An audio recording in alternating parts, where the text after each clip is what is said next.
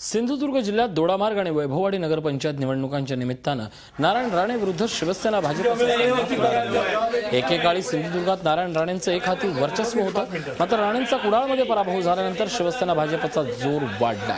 काँग्रेस आमदार नितेश राणे स्वतः काँग्रेसच्या प्रचाराची धुरा सांभाळत आहेत।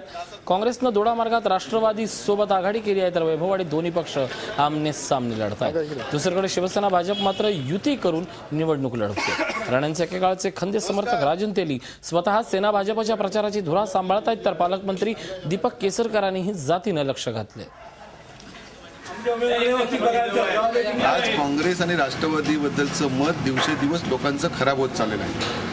मग अनेक पाटबंधाऱ्याचा घोटाळा असेल, अनेक जे घोटाळे आहेत त्यात लोकांच्या पर्यंत, कारण लोक इथले खूप जागरूक आहेत आणि आज लोकांना कल्पना आहे की जिल्हा परिषदेमध्ये ज्या पद्धतीने कामं व्हायला पाहिजे त्या पद्धतीने कामं होत नाहीत आणि म्हणून त्यामुळे एकंदरीत जी राज्यातली परिस्थिती आहे, केंद्रातली जी परिस्थिती आहे, त्याचा परिणाम आज या ठिकाणी होणार। ज्या लोकांना आज अनेक वर्ष सत्ता या ठिकाणी दिलेली होती, आज त्यांच्या काळात जर पूर्ण झालेला नाही, एखादा उद्योग पूर्ण आलेला नसेल, झालेला नसेल, तर लोक आता विश्वास कोणावर ठेवणार आहेत?